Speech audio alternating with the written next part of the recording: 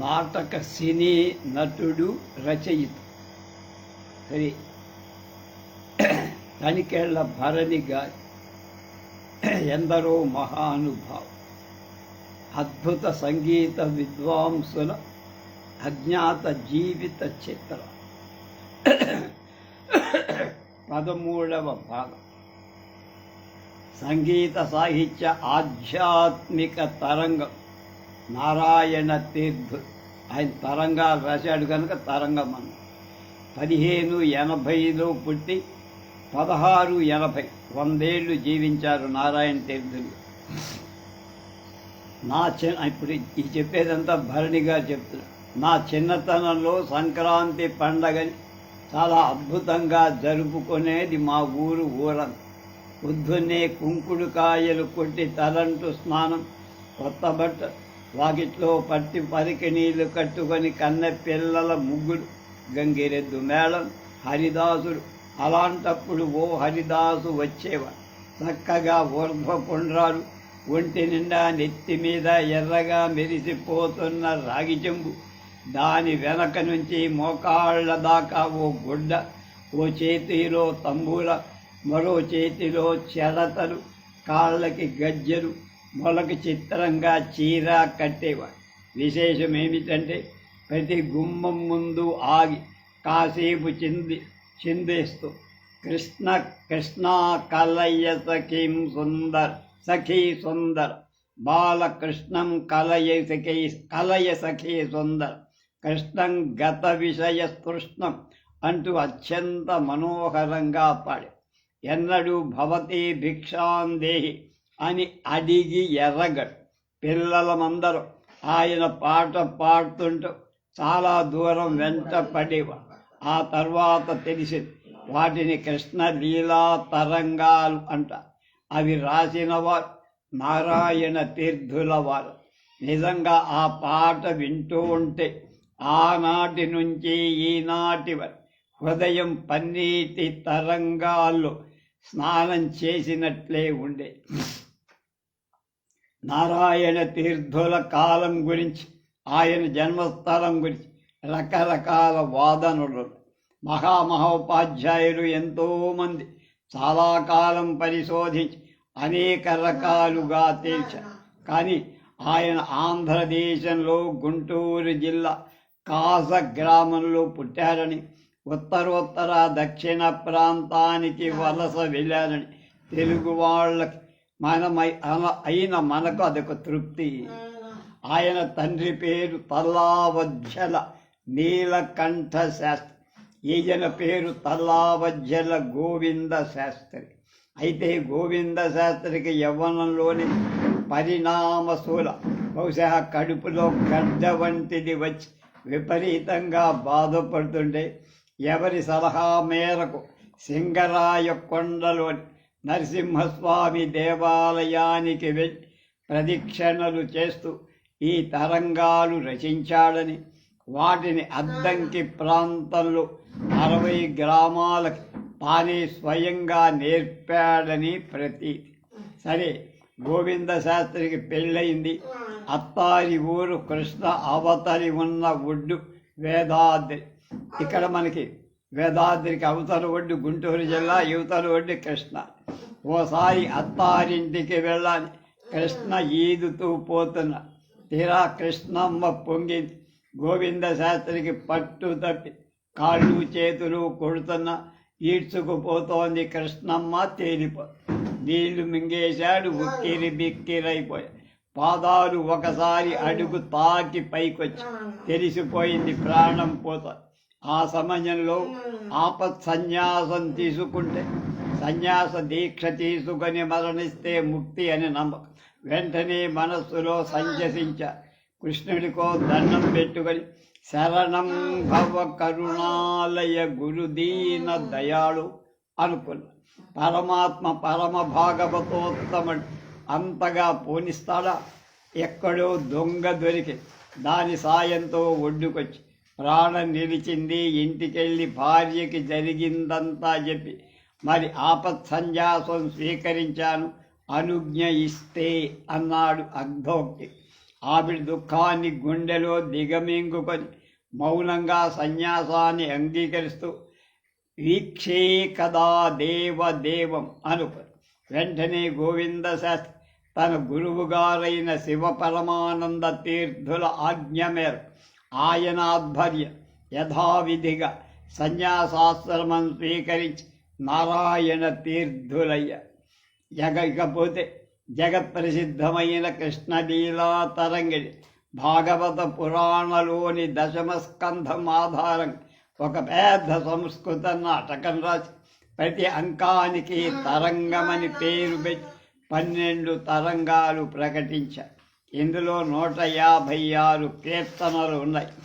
అందులో బాగా జనరంజకమైన తరంగ ఏహి ముదం దేహి అది ఎదుకల కాంబోయ్, కలయ కళ్యాణిని కేదార గౌడ్, కలయ యశోదే కేదార గౌడ్, క్షేమం కురు సతత సావి గోవింద ఘటయ కాంభోయ్, గోవిందమిహ గోపినే గోపికనే గోపివే నంద మధ్యమ జయ జయ గోకుల బాల కొరంజి.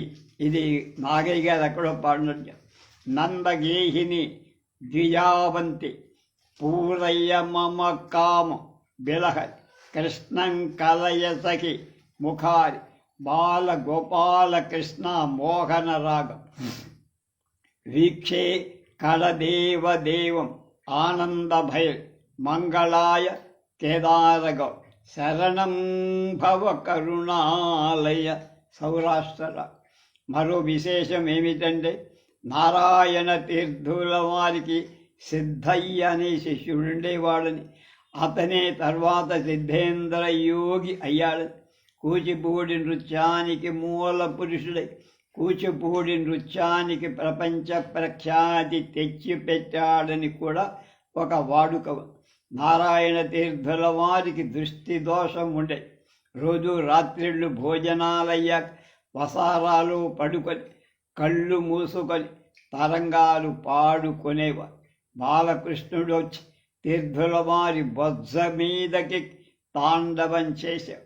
తాండవ కృష్ణుడి నృత్యం రోజు చూస్తున్న సిద్ధయ్య ఒకరోజు అడిగాడు, గురువుగారు, రోజు బాలకృష్ణుడు మీ పొట్ట మీద తాండవం చేస్తుంటే మీకు పొట్ట నెత్తి పుట్టట్లేదా? బాలకృష్ణుడి తాండవమా? ఎప్పుడురా? అయ్యో, రాత్రిళ్ళు మీరు నిద్రపోయేము తరంగాలు పాడతారు కదా, అప్పుడు బాలకృష్ణుడు తాండవం చేస్తాడు. నేను రోజు చూస్తూనే ఉన్నాగా. ఎంత అదృష్టవంతుడివిరా!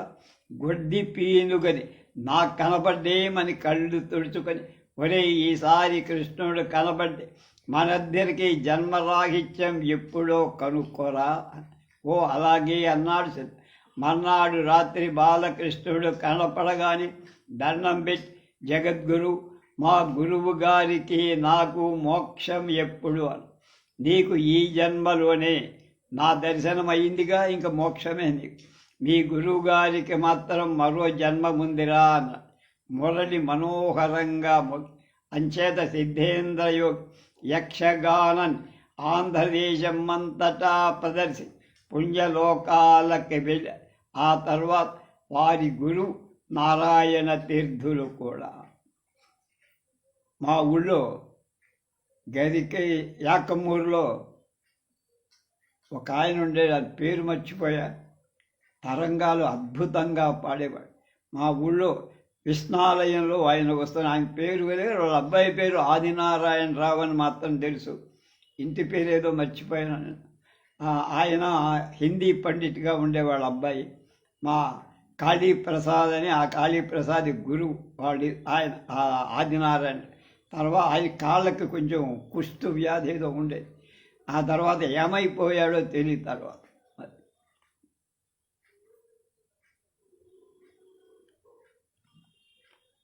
ఈ విషయం ఊసుల్లో ఉయ్యూరులో కూడా రాశాను.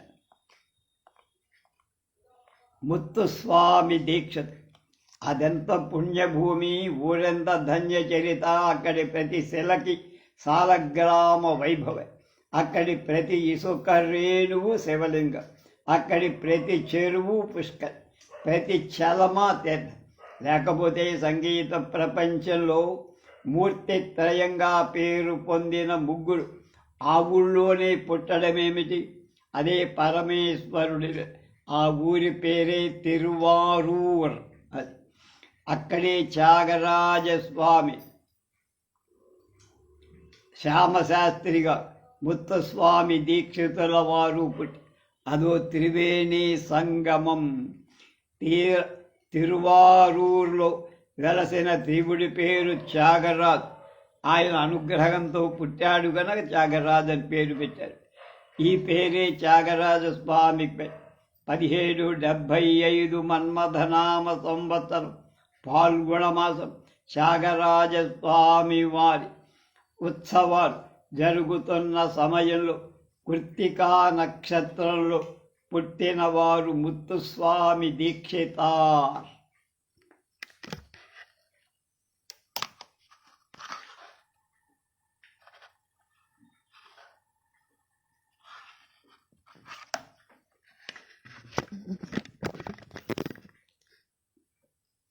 ఆయన పేరు రామస్వామి దీక్షితులు.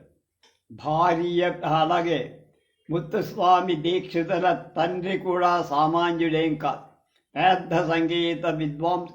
సంజావూర్ ప్రభువుల మన్నన స్వయంగా హంసధ్వని రాగాన్ని కనిపెట్టిన దిట్ట.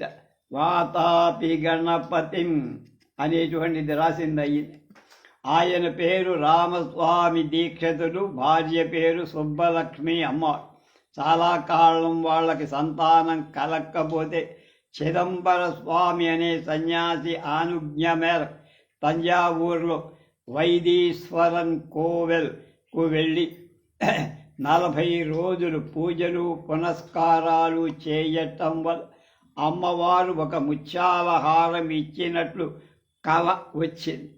తర్వాత పుత్ర సంతానం కలిగి వైదీశ్వరన్ కోవెల్ కుమారస్వామి పేరు ముత్తుస్వామి. ముత్తు అంటే తమిళంలో ముత్యం. అది ఉత్తరోత్తర ముత్తుస్వామి దీక్షితుడైపోయారు. మాతృభాష తమిళం అయిన ముత్తుస్వామి సంస్కృతం తెలుగులో కూడా పాండిత్యం సంపాదించి అందుకే ఆయన కొన్ని కీర్తనలు 3 భాషలు కూర్చి మణిప్రవాళ భాషలో రాసి. మణిప్రవాళం అంటే మణులు పగడాలు కలిపి, అంటే 2-3 భాషలు కలిపి. ఇలా సంగీత సాహిత్యంలో అపారమైన పాండిత్యం సంపాదించుకున్న ముత్తుస్వామి దీక్ష ఒకసారి తండ్రి స్నేహితుడైన వెంకటకృష్ణ మొదలియార్తో కలిసి మద్రాస్ జార్జి కోటకు వెళ్ళారు. అక్కడ ఇంగ్లీషు బ్యాండ్ విని దాని పట్ల ఆకర్షితుడై పాశ్చాత్య సంగీతంలోని మర్మాలు కూడా ఆకళింపు చేసుకొని కొన్ని ఆంగ్ల ట్యూన్లకు సంస్కృత సాహిత్యాన్ని సమకూర్చారు. అలాంటివి దాదాపు 50 చేశారట. అందులో ముఖ్యమైన తెలుగు నిఘంటువులు వ్రాసిన బ్రౌన్ దొర కోరిక మీద తయారు చేసిన గాడ్ సేవ్ ది కింగ్ అని ఆంగ్ల జాతీయ గీతాన్ని సంస్కృత సేత. అయితే అది రాజరికాన్ని స్తుతింతూ కాకుండా దేవీ పరంగా ఉంది. సంతతం పాహిమాం సంగీత శ్యామదే సర్వధారి జననీ చింతితార్థప్రదే చిద్రూపిణీ శివే.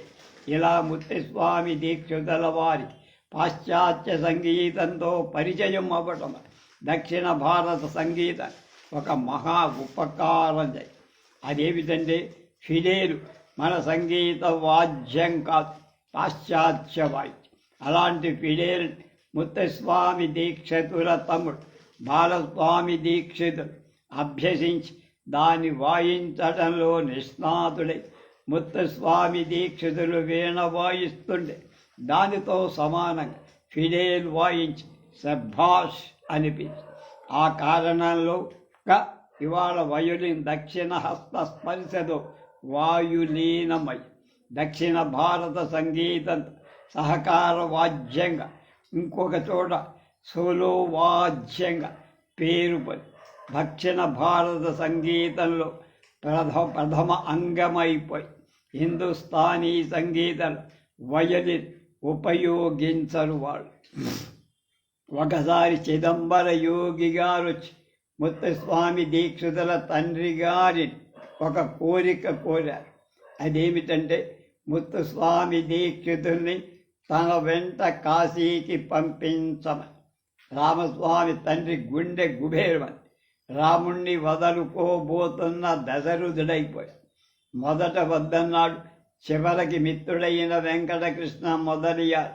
సలహా మేరకు అంగీకరించి గురువు గారితో కాశీకి ముత్తుస్వామి దీక్షితులు ఉత్తర భారతదేశ యాత్ర ప్రారంభమై గురువు గారితో కలిసి అనేక పుణ్యక్షేత్రాలు సందర్శించు ప్రతి చోట ఒక కీర్తన రాయటం మొదలుపెట్టి కాశీ విశ్వనాథుడి మీద, అన్నపూర్ణ మీద, నేపాల్లో పశుపతినాథుడి మీద, బదరీనారాయణుడి మీద రచిస్తూ మెల్లగా హిందుస్థానీ సంగీతం కూడా ఆకళింపు చేసుకొని బృందావన సారంగ రాగంలో చాలా కీర్తనలు.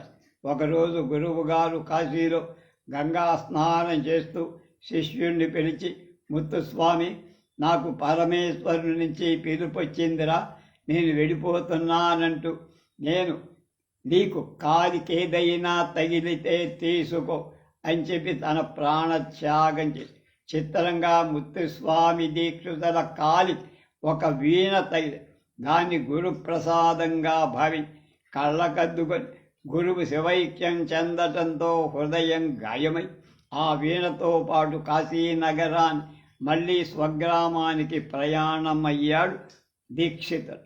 సినిమాలో ఒక ససేమి మనసేమీ బాగోక తమిళనాడులో తిరుత్తని వెళ్ళి అక్కడ షడాక్షరీ జపం చేస్తూ అదేవది శరవణ భవ కుమారస్వామి గుడి ఒక మండలం రోజు 40 రోజులు గడి ఒక మధ్యాహ్నం కూడా తన్మయత్వంతో సుబ్రహ్మణ్యేశ్వరుణ్ణి స్తుతిస్తూ ఉండగా జటాధారి అయి ఒక వృద్ధుడొచ్చి, ముత్తుస్వామి, నోరు తెరు నాయన అని పిలిచి నోట్లో పటిక బెల్లం వేసి అంతర్ధానమై ఆ వచ్చింది తన ఆరాధ్య దైవమై సుబ్రహ్మణ్యేశ్వరుడని గ్రహించి కళ్ళ నీళ్ల పర్యంతమై గురు గుహ అంటూ కృతులను ఆలపించటం మొదలు.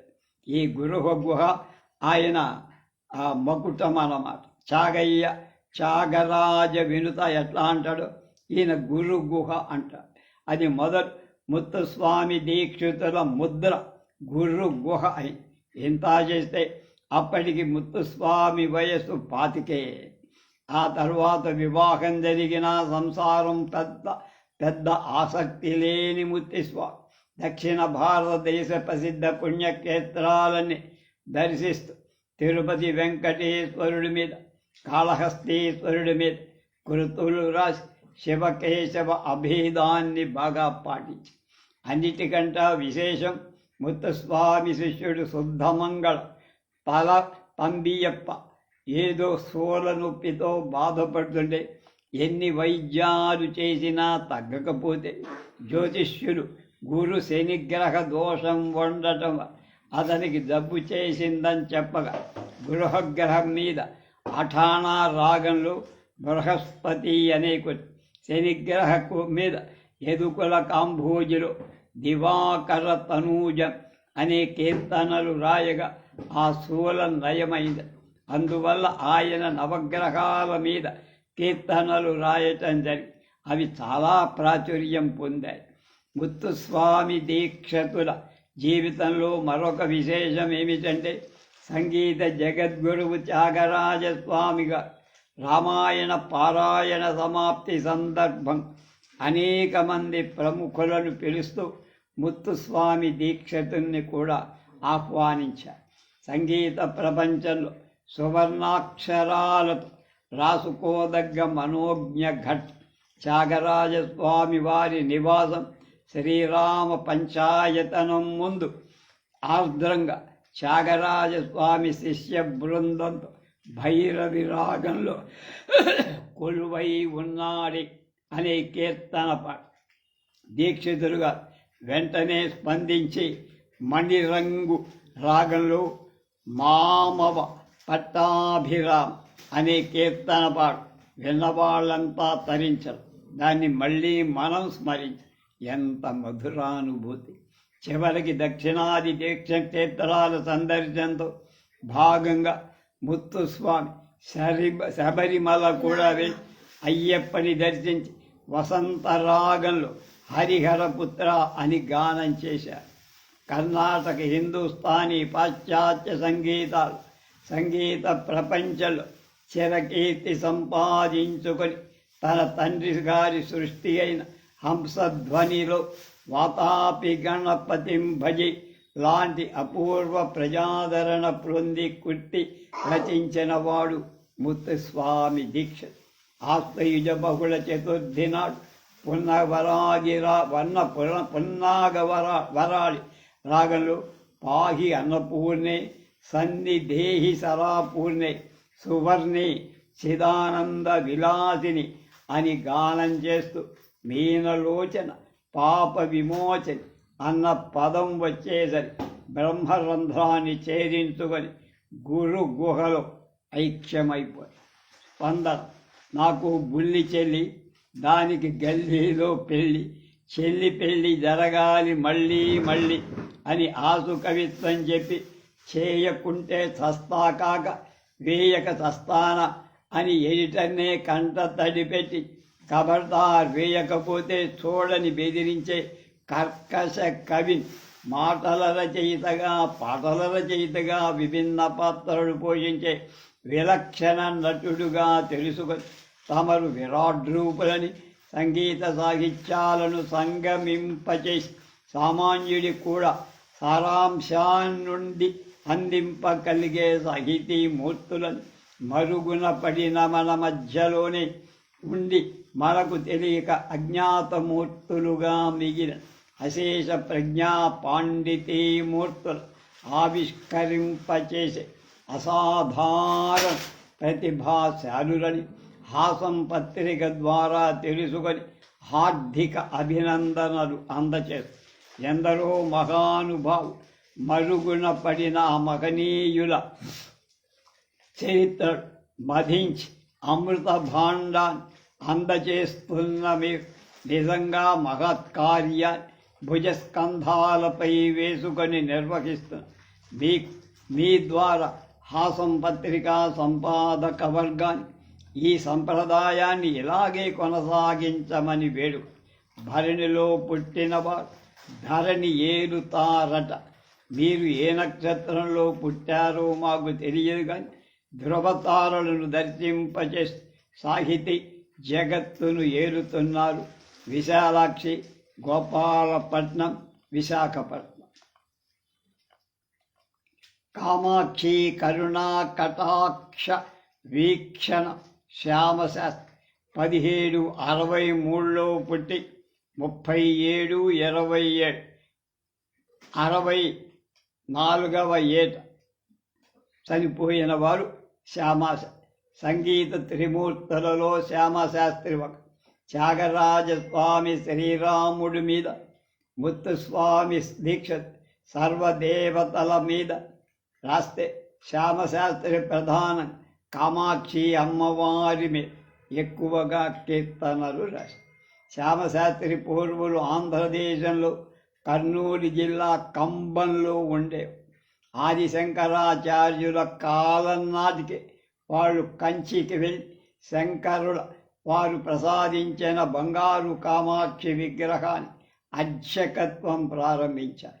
విజయనగర సామ్రాజ్యం ఉన్నంతవరకు అత్యంత వైభవంగా వెలిగిన ఆంధ్రదేశం తర్వాత తురుష్కుల పాలనలు సాంస్కృతిక పతనం ప్రారంభం అవగానే శ్యామశాస్త్రి పూర్వీకులు తెలుగు గడ్డ వదిలి తమిళ దేశం వెళ్ళి స్థిరపడ్డారు.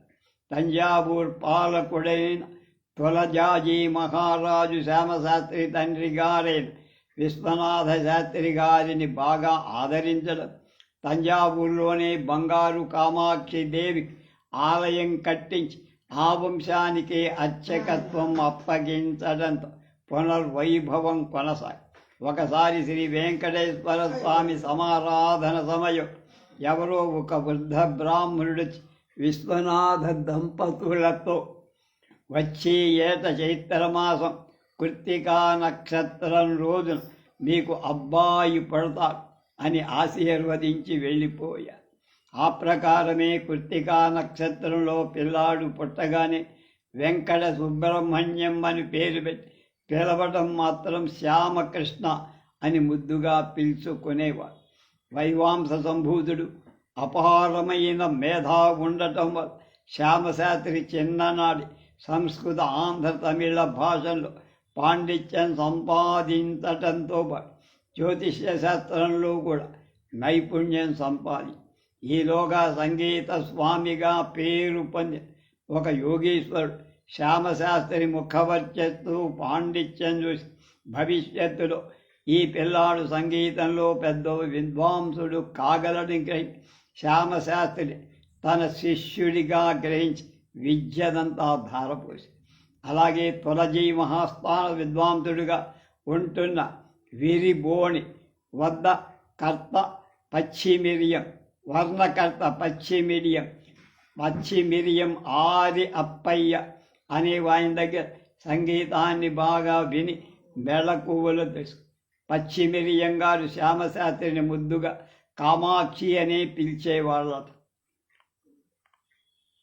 తండ్రి తరువాత కామాక్షీదేవిని అర్చించే అధికారం శ్యామశాస్త్రికి వచ్చింది. ఇదిగో శ్యామశాస్త్రిగా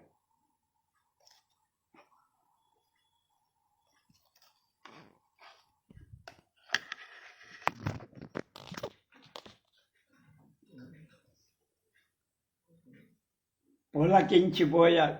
వెంటనే తన మొదటి కృతి జననీ నతజన పరిపాలిని పహిమాం భవాన్ అంటూ భక్తి ఆవేశంతో అద్భుతంగా ఆయన ప్రతి శుక్రవారం అమ్మవారికి పూజ చేసేటప్పుడు తను పిల్లాడైపోయి తల్లితో మాట్లాడుతున్నట్లు ఉండేవాడు. గారాలు పోయేవాడు, బతిమాలేవాడు, అప్పుడప్పుడు అడిగేవాడు కూడా. అదొక ఆధ్యాత్మిక దివ్య అనుబంధం. అలాగే బంగారు కామాక్షి దేవిని వాళ్ళు ఇంటి ఆడపడుతుగా భావించటం వల్ల దేవి మీద చేసిన అన్ని కీర్తనలు శ్యామకృష్ణ సహోదరి అనే ముద్ర ఉండే. సంగీత త్రయంలో శ్యామశాస్త్రి పెద్దవాడు, పైగా ముగ్గురిది ఒకేవాడు. తరచూ శ్యామశాస్త్రుల వారు త్యాగరాజస్వామి వారింటికి వస్తూ వెళ్ళేవాడు. అంటే సంగీతం గురించి, సాహిత్యం గురించి, భక్తి గురించి, ముక్తి గురించి గంటల తరబడి మాట్లాడుకునేవాడు. ఇక శిష్యగణం భక్తి ముక్తి సరే, భక్తి మాట ఏమిటి అనుకుండంగానే 2 జాములు దాటిపోయాయి. ముత్తుస్వామి దీక్షితుల మళ్ళీ శ్యామశాస్త్రి దేశాటన చేసేవాడేం కాదు. అయితే తంజావూరు లేకపోతే మధుర. ఒకసారి శ్యామశాస్త్రి తన శిష్యుడైన ఆలసూర్ కృష్ణయ్యతో కలిసి మధుర వెళ్ళాడు. మీనాక్షి అమ్మవారి దర్శనమై భక్తుల మీద కరుణా కటాక్షాలు కురిపించే ఆక్షులేవైతేనే వెంటనే పారవశ్యంతో పాట మొదలై ఉన్న 4 రోజుల్లో అంబ మీద 9 పాటలు నవావరణ కీర్తనలు. ఈ కృతులనే నవరత్న మాలికలను. అయితే ఈ రత్నలో 2 మనకు లభించలా. మిగిలిన 7 ఏమిటంటే సరోజదళ నేత్రి శంకరాభరణం, దేవి మీన నేత్రి శంకరాభరణం, మరి వేరే గతి ఎవరమ్మ ఆనందభైరి, నన్ను బ్రోవు లలిత మాయమ్మ నీ పిలిచితే ఆహిరి, దేవి నీ పదసారముడే కాంభోయ్, మీనలోచన బ్రోవయోచన ధన్య. శ్యామశాస్త్రికి ఎక్కువగా ఆనంద భైరవి రాగం అంటే అంచేత ఆ రాగంలో ఎక్కువ కృతులు రచించి ఆయన రచనలు దాదాపు 300 వరకు ఉండదు. సంగీత ప్రపంచంలో అతి తక్కువ మంది శిష్యులు ఉన్నది శ్యామశాస్త్రి గారికి. త్యాగరాజస్వామికి 20 మంది కంటే ఎక్కువ, ముత్తుస్వామికి 15 మంది. 2 సోదరులు ఉంటే శ్యామశాస్త్రికి 1-2 శిష్యులు. ఈయన రచనలు త్యాగరాజస్వామి వారంత సరళం, ముత్తుస్వామి దీక్షులంత కృష్ణం కాకుండా మధ్య మార్గంలో ఎంతసేపు తన కామాక్షి తన సంగీత ప్రపంచంగా ఉంటున్న శ్యామశాస్త్రుల వారి ఒకసారి తంజావూరు ప్రభువుల ప్రతిష్ట కాపాడాల్సి వచ్చి ఆంధ్రదేశం నుంచి బొబ్బిలి కేశవయ్య మీ తమిళనాడులో నా అంత మొగాడెవడైనా ఉన్నాడా అని సవాలు విసిరితే వినయ సంపన్నుడు కామాక్షి కటాక్షవర ప్రసాది అయిన శ్యామశాస్త్రి చింతామణి రాగంలో దేవీ బ్రోవ సమయమిదే అనే కీర్తన రాసి తంజావూరు సంస్థానానికి భూలోక చాపతుట్టి అనే బొబ్బిలి కేశవయ్యను ఢీకొన కేశవయ్య సింహనందన తాళంలో పల్లవి పాడితే శరభనందనం అనే నూతన తాళంలో పల్లవి పాడి భూలోక చాపతుట్టని నీళ్లు కాచేసి గెలిచినా అహంకరించి ఇది అమ్మ కటాక్షమంతే అన్నారు.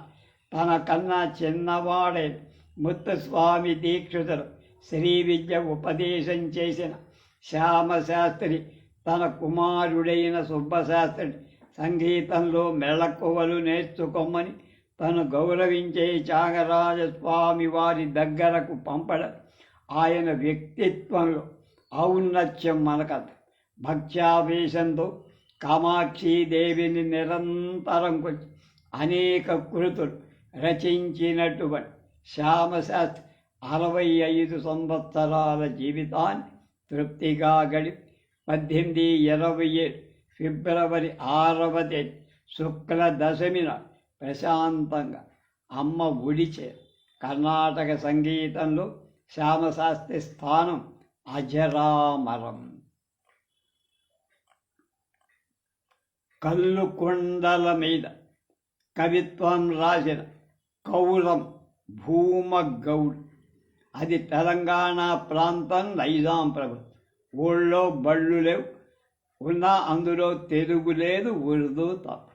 అలాంటి పరిస్థితుల్లో 1870 కైరం రాజమల్ లింగమ్మ దంపతులు భూమగౌడ్ అని ఆయన పుట్టారు. గౌడులంటే తెలంగాణ ప్రాంతంలో కల్లి గీత కార్మికుడు. అక్కడే కాదు ఎక్కడైనా నిమ్న వర్గం కిందే లెక్క. అంచేత బాల్యం కొంచెం మొదలగానే కుర్రాడి చేతిలో కుండ నిచ్చెన ఇచ్చి గీత కార్మికుడిని చేసి. కానీ గీత కార్మికుడి సంకల్పం మరోలాభం. ఈ ప్రాంతానికి పెరంబదూరు నుంచి ఒక వైష్ణవ స్వామి వచ్చి అక్కడి ప్రజల్ని వైష్ణవ మతంలో మార్చడం మొదలుపెట్టి.